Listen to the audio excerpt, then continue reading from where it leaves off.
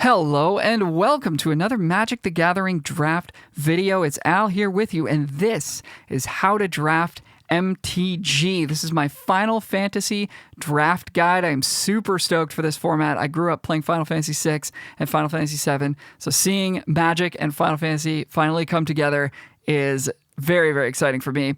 And the format looks sweet as well, so we're going to jump into this guide and get you prepared for your pre-releases and your drafts when the format drops on Magic Arena. So we'll start with the two-color archetypes for the format and their signpost uncommons. To give a little context, we'll start with white-blue artifacts. We have Sid, Timeless Artificer. This is a 4-mana 4/4 that says artifact creatures and heroes you control get +1/+1 for each artificer you control and each artificer card in your graveyard. It has cycling. Tidus Blitzball Star is a 3-mana 2/1. Whenever an artifact you control enters, put a +1/+1 counter on it. On Tidus, that is. And whenever Tidus attacks, tap target creature an opponent controls. So we're looking for lots of artifacts, of course. We're also looking for creatures with the Artificer type, such as Weapons Vendor, and cards that produce hero tokens, such as White Mage's Staff or any of the Job Select equipment, and cards like Magitech Armor. The fact that these are also artifacts themselves is going to help with all the artifact synergy as well. Look for cards that care about artifacts, such as Cargo Ship, which can produce mana to cast and activate artifacts. Cards like Rook Turret that key off of artifacts entering the battlefield. And cards like Valkyrie Aerial Unit, which care about how many artifacts you have in play. In this case, Valkyrie Aerial Unit is cheaper for each artifact you control. And then we need some artifacts to synergize with all of these. So Magitech Infantry is a 1-mana 1/1 artifact creature that can search up additional copies of itself. This is a card I'm going to be talking about a few times in this video. So I'll give you the lowdown right now. I think this is a card that if it's good, you're supposed to sort of take note of the ones you see early in the pack. Pick 1, pick 2, pick 3. And then if you see a second one or a third one, pick 6 or pick 7, you can grab that and hope that the one you saw early will come back around to you on the quote-unquote wheel, the end of the pack, when the pack has gone all the way around the table and comes back to you. If you can get 3 or 4 of these, I think you're going to be pretty happy with them, but that won't happen every single draft. But it's here. It synergizes with artifacts. I think it's a good fit for this deck. Also looking for removal. That's also artifacts. So White Auracite's a 4-mana artifact that exiles something, and just other trinkety artifacts like World Map, which can sacrifice and go get a land. As always, if you enjoy what I'm doing here, you can click like, you can leave a comment, and you can click subscribe to support the channel. I really, really appreciate it. Thank you so much for doing that. Next is White-Black Sacrifice. Signpost uncommons, Judge Magister Gabrynth, ? This is a white-black 2/2 with Menace. Whenever another creature or artifact you control dies, it gets a +1/+1 counter. Rufus Shinra is a 3-mana 2/4. When it attacks, if you don't control a creature named Darkstar, you get Darkstar, a legendary 2/2 white and black dog creature token. And I'll shout out this rare as well since it's on color and fits the plan. It's Squall Seed Mercenary, 4 mana for a 3/4. When a creature you control attacks alone, it gains double strike. And when Squall deals combat damage to a player, you return target permanent card with mana value 3 or less from your graveyard to the battlefield. So it can help you get back the things that you've sacrificed. So since we're all about sacrificing things, we're all about having things die, we want payoffs for that. So Graha Tia, giving you a card each time one of your things dies, and Albed Salvagers, draining your opponent for 1 life. These are both really nice payoffs for this strategy. We'll also be looking for ways to sacrifice our own creatures and artifacts, preferably for as little mana as possible. So things like Phantom Train and Namazu Trader, which let us do it for no mana, are really, really valuable. And something like Ahriman, which allows us to do it for 3 mana, is not too bad either. Also note that Namazu Trader produces a treasure token, which can sacrifice itself to make a mana, so that's quite nice in this deck as well, because that's going to trigger all of our payoffs. Creatures with nice enter the battlefield abilities that are cheap are going to be valuable here. So Heck dies, 2-mana 1/1, makes them discard when it comes down, and creatures or other cards that die into additional artifacts or creatures, such as Magic Pot, which dies into a treasure token, and Dwarven Castle Guard, which dies into a hero token. Each of these gives us 2 things to sacrifice for just 1 card. Cards that can sacrifice themselves, such as Zac Fair, are really nice here, and cards that produce multiple tokens for us to sacrifice are quite nice here. Aerith Rescue Mission, 4 mana to make 3 1/1 heroes is quite nice here. And I'll just shout out Vane's Treachery, a solid removal spell, 2 mana for -2/2, but if you sacrifice an artifact or creature, -6 instead. Really quite synergistic in this archetype. And of course, Magitech Infantry is here again. If you can get a few of these, you're going to be quite happy with it. I think it's at its best in white-black sacrifice. Next is white-red equipment. We've got Giot, King of the Dwarves. This is red-white for a 1/1 double strike, so it's going to wear equipment quite well. And whenever another dwarf, or an equipment enters, you may discard a card. If you do, draw a card. And we've got Zidane, Tantalus Thief, 5 mana for a 3/3 that steals one of your opponent's creatures for a turn, and then you get a treasure token. I will say that these 2 signpost uncommons are a little bit less impressive to me than most of the others in the set. So I'm going to give white-red a little bit of a penalty for that, as I don't think it's going to be quite as strong as some of the other archetypes. But let's look into it. So we're looking for cards that care about us having a lot of equipment, such as Adelbert Steiner, which gets bigger for each equipment we have. It also has lifelink, creatures with good keyword abilities like lifelink and flying on Freya Crescent here as well. Really good when they are suited up with some equipment. Slash of Light deals damage equal to how many creatures plus how many equipment we control, so really nice in this deck.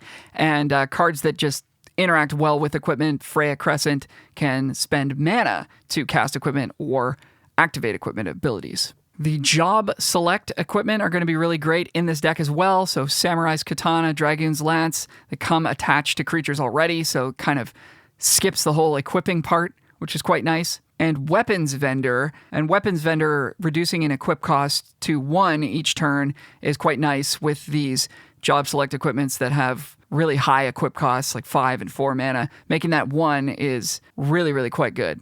Another card that's quite nice here is Delivery Moogle, which lets you search up an artifact with mana value 2 or less. Just make sure you draft a couple of those. Some of these job select cards like White Mage's Staff and Red Mage's Rapier are quite good with Delivery Moogle and in this deck in general. And finally, we got a couple of cards that just play well with equipment.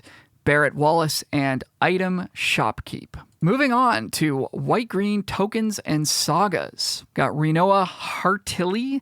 This is 5 mana for a 4/4 that comes with a 1/1 dog, and whenever it attacks, target creature you control gets +1/+1 until end of turn for each creature you control. So we want to make lots of creatures, lots of creature tokens if possible, and we also have a sagas theme here.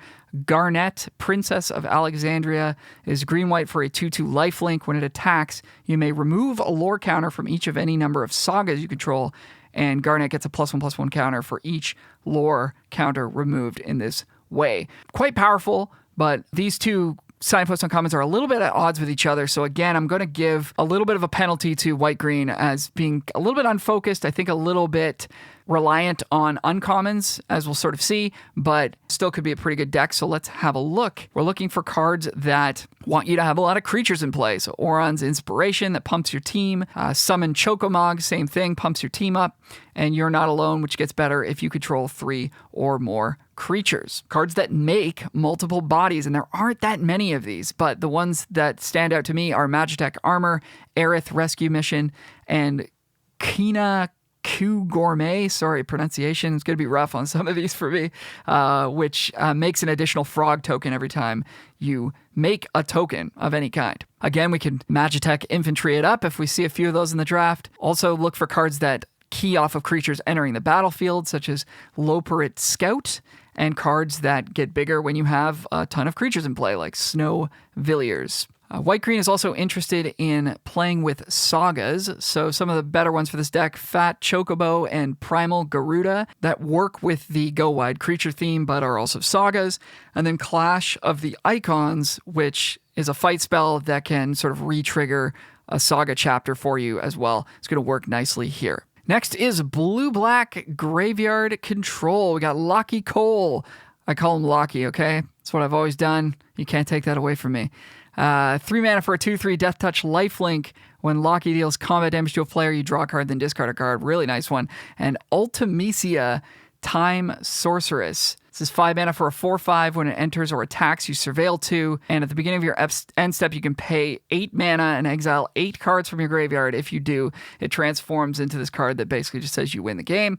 So these are some really powerful signpost uncommons for this deck. We've also got a rare here, Zandi Dark Mage. 4 mana for a 3/3 menace. Gets +1/+1 for each non-creature, non-land card in your graveyard. So I guess we want to fill up our graveyard then, don't we? Stuff like Ilmeg Pixie that lets you surveil repeatedly is quite nice. Shinra Reinforcements, which mills us for 3.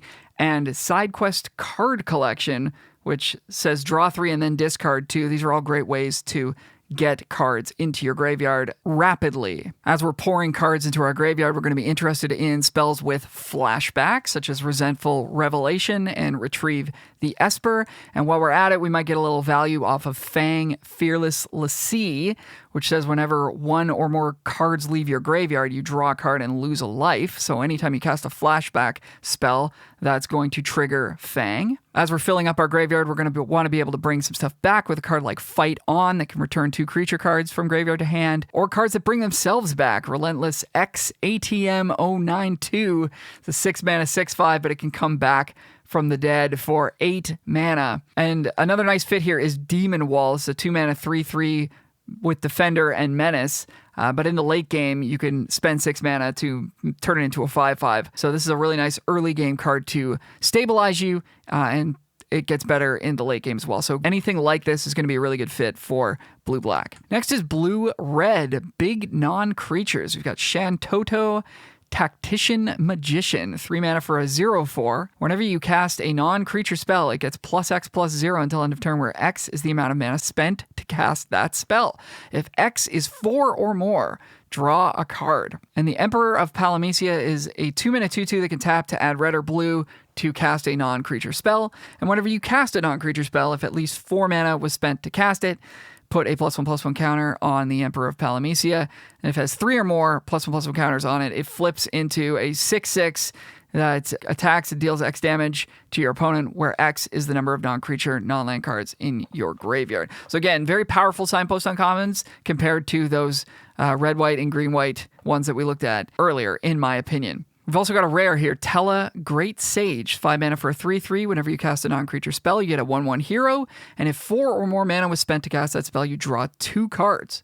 Then if 8 or more mana was spent to cast that spell, sacrifice Tella, and it deals that much damage to each opponent. Jeez. Yeah, really good. So blue-red is all about casting non-creature spells that cost 4 or more mana. Cards that care about that include the Prima Vista, which itself is also a non-creature spell that costs more than 4, Ultros Obnoxious Octopus, and Sahagin. Keep in mind that you can also fulfill this clause by a flashback cost that's 4 or more. So Dreams of Laguna, Retrieve the Esper, and look for non-creature spells that produce creatures, such as Retrieve the Esper and Warrior's Sword. Other ways to spend 4 or more mana on your non-creature spells, you could do that with an X spell, such as Choco Comment, or a tiered spell, such as Ice Magic, which you can invest additional mana in for additional effect. There are a couple of cards that want you to spend 8 mana on a spell, and these are 2 ways to do that as well. Next is Blue-Green Towns Ramp. We've got Ignis Scientia, or Scientia? Anyway, correct me in the comments below. 3 mana for a 2/2. When it enters, look at the top 6 cards of your library. You may put a land card from among them onto the battlefield tapped, and the rest on the bottom. And then you can pay 3 mana and tap it to exile target card from a graveyard. If it was a creature, you get a food token. We also have Omega Heartless Evolution, 7 mana for an 8/8. When it enters, for each opponent, tap up to 1 target non-land permanent that opponent controls. Put X stun counters on each of those permanents, and you gain X life, where X is the number of non-basic lands you control, which are going to be your town lands, which we'll get to in a second. So 7 mana, 8/8, lock their thing down, gain some life. Really, really powerful. And we got a rare here, the Wandering Minstrel, 2 mana for a 1/3. Lands you control enter untapped, which is relevant with the towns. And if you have 5 or more towns each turn, you get a 2/2 elemental creature token, and you can pay a bunch of mana in all 5 colors and give your team a buff. So this card isn't like that great, but I think it's kind of a cool thing to try to do, and does fit the theme. So to make this deck work, we're going to need to draft some of the town lands. These are the tapped dual lands of the set. There's one for each color pair. I think the best ones for this deck are going to be the green-blue, red-green, and black-green ones, just based on sort of how the colors interact with each other. But you're just going to want to kind of grab as many of these as you can. There's some colorless ones that I would not recommend drafting, but these dual land ones are quite good. And we're looking for cards that care about having a bunch of towns in play, such as Pew Pew UFO. I'm not even going to try this one. Queekern Merchant, and Travel the Overworld. All get better when you have lots of towns. We're also looking for ways to find the towns that you've put in your deck. So Town Greeter mills you for 4 and then puts a land from among those into your hand. And Reach the Horizon, which is 4 mana to search for 2 basic lands or towns with different names and put them onto the battlefield tapped. Since we're going to be looking for all these lands and hopefully hitting a land drop every turn, cards that care about lands coming to play are quite nice here, such as Chocobo Racetrack, or cards that get better when we have a lot of lands in play, such as Gigantode. Cards with the land cycling ability, such as Ice Flan, are going to be quite good here as well, as they help you hit your land drops early and are nice big things to play in the late game. Next, we have Black-Red Spells and Wizards. Signpost Uncommons, Black Waltz number 3 is 4 mana for a 2/2 flying Death Touch. Whenever you cast a non-creature spell, it deals 2 damage to each opponent. And Garland, Knight of Cornelius, 2 mana for a 3/2. When you cast a non-creature spell, you surveil 1, and then you can return this from your graveyard to the battlefield transformed for 7 mana as a 5/5 flying. Really nice uncommons here. And we've got a rare Kuja Genome Sorcerer, 4 mana for a 3/4. At the beginning of your end step, you get a 0/1 Black Wizard creature token that has, whenever you cast a non-creature spell, this token deals 1 damage to each opponent. So creating these wizard tokens that ping the opponent when you cast non-creatures is a big theme of this archetype. And then if you control 4 more wizards, it transforms into a 4/6 that doubles up your wizard damage. So we're looking for ways to create wizard tokens, such as Mysidian Elder, but even better are non-creature spells that create wizard tokens, such as Black Mage's Rod and Red Mage's Rapier. Also Cornered by Black Mages is a 3 mana edict effect that creates a wizard token. And then cards that key off of us casting non-creature spells, such as Summon Esper Rama and Shambling Seath, are going to fit well here. We can also look for ways to sacrifice our wizard tokens for value, such as Phantom Train and Reno and Rude. And then Al Bhed Salvager is a nice payoff here. Again, the 3 mana 2/3 that whenever something dies, you drain them for 1. Black-Green Self-Mill is next. Cloud of Darkness is our first signpost. This is 5 mana for a 3/3 flying. When it enters, target creature an opponent controls gets -X/-X until end of turn, where X is the number of permanent cards in your graveyard. Really nice. X-Death Void Warlock is 3 mana for a 3/3. When it enters, you gain 3 life. At the beginning of your end step, if there are 6 or more permanent cards in your graveyard, it transforms into a star 3 with trample, power equal to the number of permanent cards in your graveyard. So in particular, we're going to be looking to enable Cloud of Darkness, as this is just a ridiculously powerful effect. We've also got a bonus signpost uncommon in the pair of Fang Fearless Lassie and Vanille Cheerful Lassie, which are both quite good in this archetype. Fang draws you a card whenever a card leaves your graveyard, and Vanille mills you for 2 and then returns a permanent from your graveyard to hand. And if you have both of them in play, they meld into Ragnarok Divine Deliverance, which is a massive creature that probably wins you the game pretty much on the spot. So in a deck like this, we're looking for ways to get as many permanent cards in our graveyard as possible. So permanents are artifacts, creatures, lands, enchantments, anything that sticks around, so not instants and sorceries. So something like World Map, which puts itself into the graveyard as part of its effect, is quite good. Town Greeter and Shinra Reinforcements both mill you quite effectively. Resentful Revelation, while not a permanent, is a good way to get a bunch of cards into your graveyard. It's got flashback too, so if you mill over it, that's quite nice. And then cards that care about having a ton of stuff in your graveyard. Grand Pulse Ochu, which is a nice 1/1 Death Touch early and then gets huge later in the game, and Diamond Weapon, which gets cheaper for each permanent card in your graveyard. The creatures with land cycling abilities, such as Balamb T-Rexor, that can put themselves into your graveyard from your hand, are quite nice here. And then, of course, you're going to have a bunch of creatures in your yard, so if you can bring them back with something like Evil Reawakened or Fight On, you're going to be happy to do that in this archetype. But do be careful with how many non-permanent spells, so stuff like sorceries and instants, you're putting in your deck, as it's going to dilute your ability to trigger all your payoffs. Finally, we've got red-green Landfall Aggro. Signpost uncommon, Gladiolus Amacetia. 6 mana for a 6/6. When it enters, you search for a land, put it onto the battlefield, tapped, and it has landfall. Whenever a land you control enters, another target creature you control gets +2/+2 and gains trample until end of turn. So you're getting that ability right away, and then you have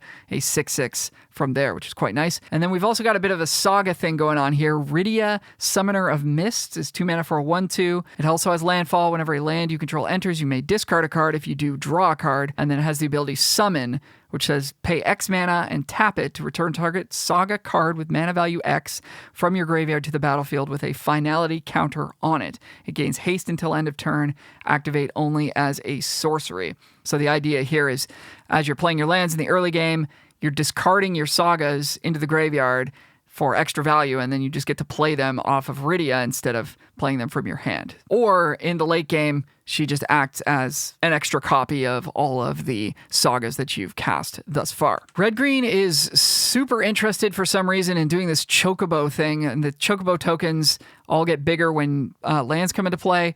I don't think they're that good, but these are the ones that seem to fit well. Gishel Green's Sage's Chocobo and Side Quest Raise a Chocobo all just care about lands entering, and the side quest cares about how many Chocobos you have. We're also playing with Sagas, so again, Clash of the Icons is quite good here. This is the fight spell that re-triggers one of your Saga chapters, and some of the best Sagas for this deck. Summon Fenrir, which is just a really good card, and then Summon Fat Chocobo, which itself is a bird and then creates a bird token.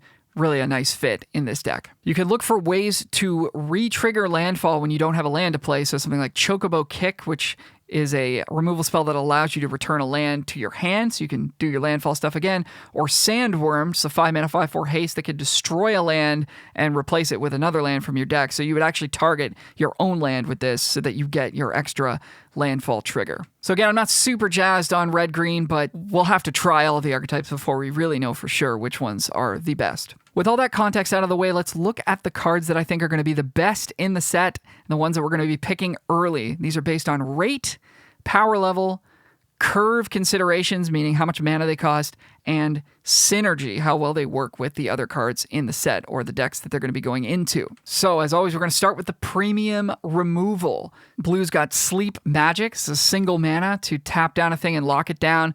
Don't worry too much about the when it's dealt damage clause, because if it's getting dealt damage, it's probably going to die anyways. Overkill in black is 2 and a black for an instant that gives target creature -0, -9,999 until end of turn. Nice flavor thing there. So basically kills anything for 3 mana at instant speed. Really good. Sephiroth's Interventions, 4 mana, instant speed, destroys a creature and you gain 2 life. In red, we've got Thunder Magic, single red to deal 2, or it could be 4 mana to deal 4, or 7 mana to deal 8. Nice flexibility. Next, we've got our quote-unquote good removal. So not as premium, not as amazing as the stuff we just looked at, but still quite good. You're going to take it early. White Oracite is 2 white for an artifact. When it enters, exile target non-land permanent opponent controls until this artifact leaves the battlefield, and it also taps for white mana. Battle Menu, which is 2 mana for an instant. You can either make a 2/2 night creature token or destroy target creature with power 4 or greater. It's got a couple of other abilities, but those are the 2 main ones you're going to be using. So it's good early, good late. Killing a big thing for 2 mana is really quite a swing, so I like this card quite a bit. I also love the art. I think this is my favorite art in the set that I've seen so far. Blue's got Eject, 3 and a blue for an instant that can't be countered. Return target non-land permanent to its owner's hand, and you draw a card. Stuck in the Summoner's Sanctum is 3 mana for an enchantment with flash. Enchants an artifact or creature, taps it down, locks it down, and its activated abilities can't be activated. So pretty much getting rid of a thing for good for 3 mana at instant speed. Next, we've got our premium rate cards. These are cards that are just really powerful for the mana you're paying, and they fit into pretty much any deck. In white, we've got Dragoon's Lance, 2 mana for an equipment with Job Select, meaning it comes attached to a 1/1 colorless hero token. The equipment gives +1/+0, and during your turn, the equipped creature has flying. It can also be re-equipped for 4 mana. So 2 mana for a 2/1 that's flying on your turn. It's got lots of synergy in the set and can be used later on as well. Magitech Armor is 4 mana for a 4/4 vehicle, makes a 1/1 hero when it comes down. It's got crew 1. Zac Fair is 1 mana for a 0/1 that enters with a +1/+1 counter on it. You can pay a mana and sacrifice it to give target creature you control indestructible until end of turn and put whatever equipment and counters Zac had onto that creature as well. So very effective all the way through the game, protecting your best stuff. Like this card a lot. In blue, we've got Meg Pixies, 2 mana for a 2/1 flying. Whenever it attacks, you surveil 1. Retrieve the Esper is a 4 mana sorcery that makes a 3/3 robot, and it's got flashback for 6 to make a 5/5 robot. Summon Shiva is 5 mana for a 4/5. Chapters 1 and 2, tap target creature an opponent controls, put a stun counter on it, and then Chapter 3, draw a card for each tapped creature your opponents control. I think this card is just going to completely take over the game while it's in play. Really powerful effect here. Finally, in blue is Dragoon's Wyvern. It's 3 mana for a 2/1 flying that makes a 1/1 hero token. In black, we've got Summon Anima. This is 6 mana for a 4/4 Saga creature. Chapters 1 through 3 are you draw a card and lose a life. And Chapter 4, each opponent sacrifices a creature of their choice and loses 3 life. And it also has Menace. Oh, I just realized that now. So big body is going to give you a card back right away, and then if they don't deal with it, you're getting extra cards, and they're probably taking a ton of damage as well. Summon Fenrir in green. This is 3 mana for a 3/2 Saga creature. Chapter 1, you search for a basic land, put it onto the battlefield tapped. Chapter 2, when you cast your next creature spell this turn, it enters with an extra +1/+1 counter on it. In Chapter 3, you draw a card if you control the creature with the greatest power or tied for the greatest power. Just a lot of rate here for 3 mana, which is exactly what we're looking for in this category. Also in green, Vanille Cheerful Lassie, 4 mana 3/2 that mills you 2 and returns a permanent from your graveyard to hand, and also melds with Fang Fearless Lassie. And finally, Torgal, a Fine Hound. How fine a hound he is. 2 mana for a 2/2, taps for a mana of any color, and whenever you cast your first human creature spell each turn, of which I think about half the creatures at common and uncommon are humans, if I did the math correctly, that creature enters with an additional +1/+1 counter on it for each dog and or wolf you control. So probably just 1, but it's possible to get more. And finally, in this category, we have a land. Crossroads Village enters tapped. As it enters, you choose a color, and it taps for a mana of that chosen color. Just is literally going to go in every single deck that you draft. So if there's nothing good in the pack, even if there's some good stuff in the pack, you still might just take Crossroads Village because you always know it's going to make your deck. So past the premium removal and premium rate cards we looked at is about the time you're going to be looking to pick up some of these signpost uncommons in the format, which we've already checked out. So this would be around like pick 3, pick 4. If you see these pick 5 or 6, then you're really interested in trying to move into their deck. I would say all of the signposts we looked at, not just these 3, all of them are quite strong with the exception, like I mentioned, of the red-white ones. The red-green ones aren't as great, and the green-white ones aren't as great, in my opinion. Of course, that could change once we've actually played the format, but yeah, this is about the time you're going to be looking to pick these signposts. Along with these are what I'm calling the top build-arounds. So these are cards that go specifically in 1 or 2 decks, and you just have to be aware of which decks those are when you're picking these up, and they will be quite powerful for you. So we'll start with Adelbert Steiner. This is 1 and a white for a 2/1 with lifelink. It's +1/+1 for each equipment you control. Of course, this is going to fit pretty much only in the red-white equipment deck. Graha Tia is 5 mana for a 3/5 with reach. Whenever 1 or more creatures and or artifacts you control die, draw a card. It triggers only once per turn. Of course, this one goes in white-black sacrifice. Magitech Infantry, single white for a 1/1, gets +1/+0 as long as you control another artifact. You can pay 3 to search your library for a copy of it and put that onto the battlefield tapped. This one really shines in black-white and is decent in green-white, decent in blue-white. So just be aware of that. Ultros Obnoxious Octopus is 2 mana for a 2/1. Whenever you cast a non-creature spell, if at least 4 mana was spent to cast it, tap target creature an opponent controls, put a stun counter on it. And if 8 mana was spent to cast it, put 8 +1/+1 counters on Ultros, obviously for the blue-red deck only, pretty much. In black, we've got Albed Salvagers, 3 mana for a 2/3. When this or another creature or artifact you control dies, target opponent loses 1 life and you gain 1 life. At its best in black-white, but also does fit in black-red. Phantom Train, 4 mana for a 4/4 artifact vehicle with trample. Sacrifice another artifact or creature to put a +1/+1 counter on this vehicle, and it becomes a spirit artifact creature in addition to its other types until end of turn. Again, at its best in white-black, but could also be played in red-black. Side quest, Hunt the Mark. 5 mana for an enchantment. When this enchantment enters, destroy up to 1 target creature. At the beginning of your end step, if a creature died under an opponent's control this turn, you get a treasure token. Then if you control 3 or more treasures, transform it, turns into a 5/6 dragon. This card can kind of fit in any black deck. Just make sure you've got a few ways to make treasures, because it would be really nice if you only need to like kill 1 extra thing and you've already got a treasure, so that's 3, you know, or if you've already got 2 treasures when this comes down, of course, that's the dream. So just draft a few cards that say treasure on them before you're comfortable putting this in your deck. In red, we've got Samurai's Katana. This is 3 mana for an equipment with job select, makes a hero token and attaches itself to it. Equipped creature gets +2/+2, trample and haste, and it's a samurai, and it can be equipped for 5 mana. So 3 mana for a 3/3 trample haste. Definitely a solid rate. Really at its best in red-white or red-black, which cares about the non-creature aspect. Red-blue and red-green don't care as much for this card. Summon Esper Rama is 4 mana for a 3/3 saga creature. Chapter 1, it deals damage equal to the number of non-creature, non-land cards to your graveyard to target creature an opponent controls. And chapters 2 and 3, wizards you control get +1/+0 until end of turn. So really need to enable that first chapter for this card to be good, and you're going to do that mostly in red-black aggro, I'm assuming, but could also be pretty good in red-blue, but you're not going to really get the benefit of the wizard side of it, so I think red-black mostly is where this is going to live. Okay, that does it for our pick order stuff. There's a little bit of draft strategy for you here. In pack 1, stay close to 1 color if possible. A few off-color cards are okay, and you're going to prioritize cheaper cards where you can. A nice heuristic to follow is the better your early picks are, the better your first couple of cards you pick are, you're going to try to stick to that color if you can.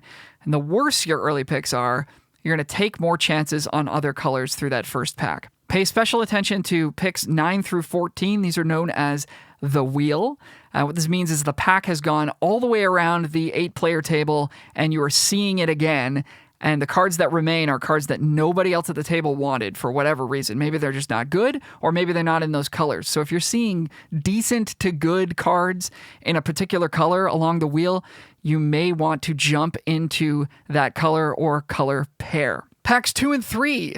You're going to continue to take powerful cards of your main color where possible, and you're going to let the good cards you open or get past determine your secondary color and final archetype. Pay attention to the pack direction. For those of you who've only ever played online, you may not be aware that the packs go clockwise in pack 1, counterclockwise in pack 2, and clockwise once again in pack 3. So sometimes what will happen is you'll be seeing a lot of really good red cards, for example, in pack 1. Then in pack 2, you're not seeing any. Well, that's because the packs are going the other way. So you sometimes are going to see opposite signals, if you will, during the second pack. But if you stick to what you saw in pack 1, you can get rewarded in pack 3 when the packs are moving in that same direction once again. So kind of stick to your guns during pack 2. Don't panic. All right, we're going to play a quick game here. Where does it belong? I'm going to show you 4 commons of the same color. They might look similar in power level. I would argue they're not really in this example, but the important thing here is asking yourself, where does the card go? What decks does it fit in? And you generally want to take the more flexible cards earlier in the draft. So something like Thunder Magic here, single red to deal 2, or 3 and a red to deal 4 to target creature. This fits in any deck. Any deck with red in it, you're going to want this card. It's premium. Take it early. Okay, our next example is Warrior's Sword. This is 4 mana for a job select equipment, gives +3/+2, so essentially it's 4 mana for a 4/3. It fits in red-blue because it's a non-creature spell that costs 4. It fits in red-black because it's a non-creature spell, and both of those decks want non-creature spells that create creatures, which this does. And it fits in red-white because it's an equipment card type. But red-green doesn't really want this, so keep that in mind as you're drafting, that you don't want to end up in red-green if you have a couple of these in your pool, as it won't be that good there. Laughing Mad is our next example. This is 2 and a red for an instant. As an additional cost to cast the spell, discard a card. And it says draw 2 cards, and it's got flashback for 3 and a red. So it fits quite nicely in the red-black deck, as it's going to give you 2 non-creature spell triggers. Fits okay in the blue-red deck, as its flashback side has mana cost of 4. And red-white and red-green don't really care about this card at all. So kind of limits you to just playing red-blue or red-black to be effective. And then finally, we've got Item Shopkeep. This is 2 mana for a 2/2. Whenever you attack, target attacking equipped creature gains menace until end of turn.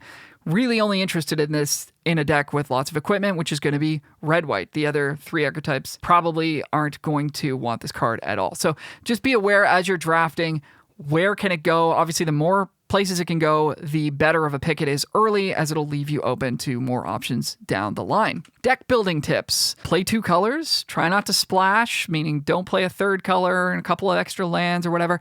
Just stick to 2 colors where you can. Play 17 lands. A deck with no cards that cost more than 4 mana can sometimes play 16 lands, but try to play 17. And play a low curve. Lots of cheap cards, very few expensive cards. And for those of you who are hopping into a pre-release this weekend, I thought I'd give a quick shout out to the types of cards that are going to be a little bit better in sealed deck. So this is where you're just opening 6 packs and building the best deck you can. You're not drafting a more focused deck. So something like Crystal Fragments, 1 mana for equipment, gives +1/+1, equip for 1. But in the late game, you can pay 7. It flips into a Saga that probably wins you the game. Cards like this are much better in sealed where the games are slower. Similarly, stuff like Hill Gigas doesn't really have a home in draft, but in sealed, this is going to be totally fine. It's 6 mana for a 5/4 trample haste with Mountain Cycling 2. So early, it can make sure you hit your land drops. Late, it's a big thing that has a high impact on the game. Clunky removal like Light of Judgment and Fate of the Suncrist. Both of these cost 5 mana, instant speed to kill things. People are going to be playing more rares. They're going to be more big stuff flying around. The games are a bit slower. You can afford to put a couple of these in your deck where they wouldn't be as good in a draft deck. And then something like Lunatic Pandora, single mana for an artifact. Legendary artifact, a common. I wonder if that's the first of its kind.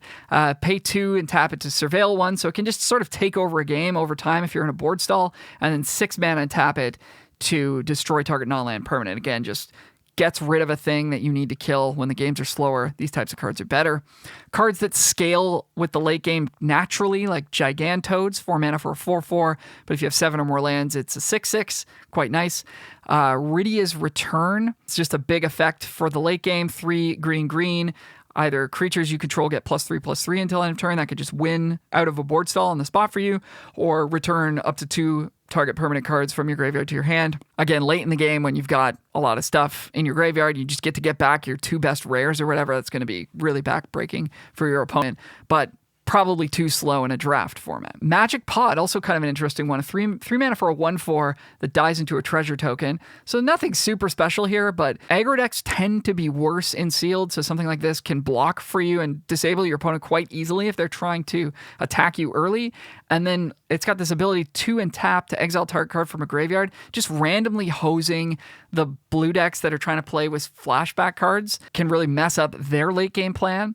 I actually kind of like this in sealed, and it's colorless, so it's kind of just going to go in your deck no matter what. All right, that's going to do it for this one. Thank you so much for joining me. As always, click like, comment, and subscribe to support the channel. Really appreciate everyone who does that. Thank you so much. You can reach out to me directly at howtodraftmtg@gmail.com if you have any questions, and I look forward to making some more content for you for MTG Final Fantasy. Good luck in your drafts. See you real soon. Bye for now.